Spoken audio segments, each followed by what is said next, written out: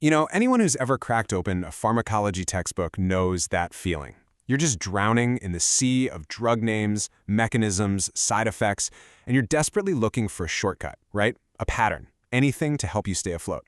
And those little drug suffixes, they look like the perfect life raft. But as we're about to see, some of them can be seriously misleading. So let's just kick things off with a quick question. Take a look at these three really common medications: furosemide, glyburide, and lidocaine. On the surface, what's the one thing that truly connects them? What's their common ground?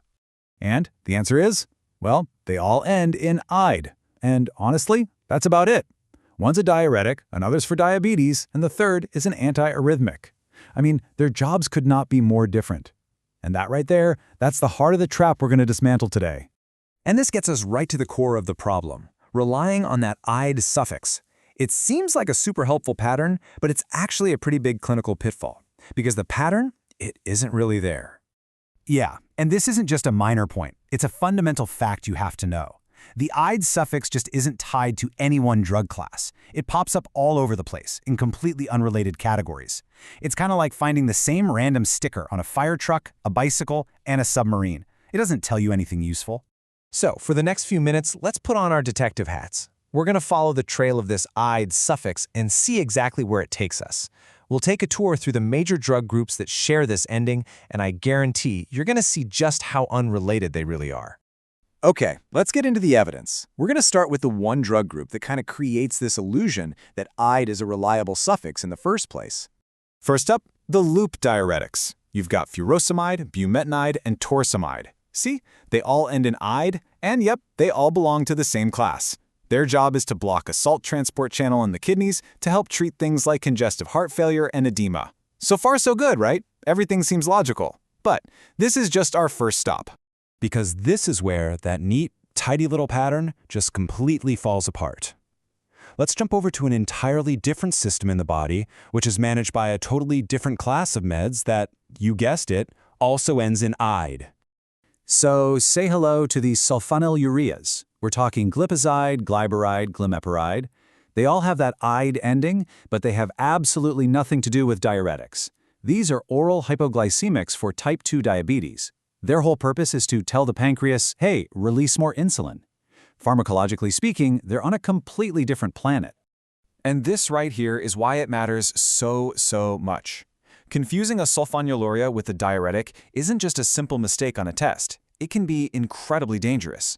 This whole class carries a really serious risk of causing profound, bottomed-out hypoglycemia. Knowing the class is absolutely critical for knowing the risks.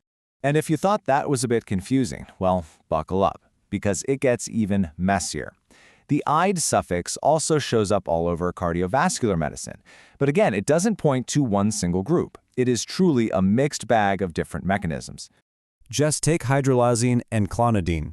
Both can be used to treat hypertension, and both have that same tricky suffix. But one is a direct arterial vasodilator, while the other is a central alpha-2 agonist.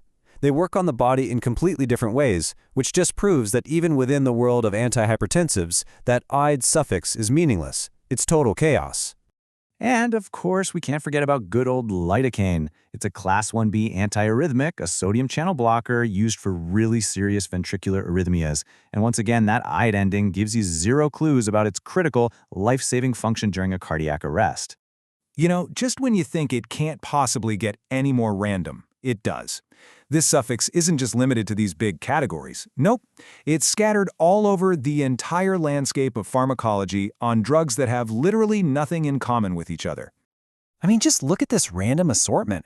You've got zidovudine, an antiviral, lamotrigine, an anticonvulsant, granisetron, which is for nausea, and etodolac, an NSAID. What do these all have in common? You already know the answer. Absolutely nothing, except for those 4 little letters at the end of their names. Okay, so we've looked at the evidence, we've seen how this one suffix shows up on diuretics, on diabetes meds, blood pressure drugs, antiarrhythmics, and a whole bunch of other random agents. So what do we actually do with all this information? How do we build a safer mental model?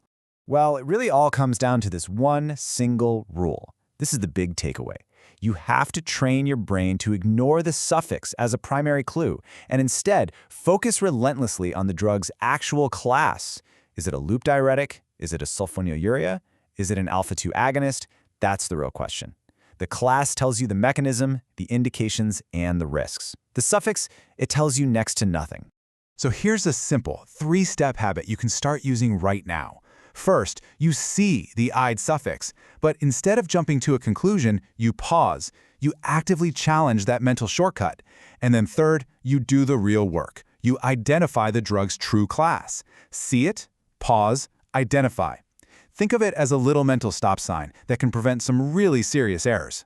And that really brings us to our final thought here. The "ide" suffix trap is just one example of a flawed mental shortcut. So the real question I want to leave you with is this.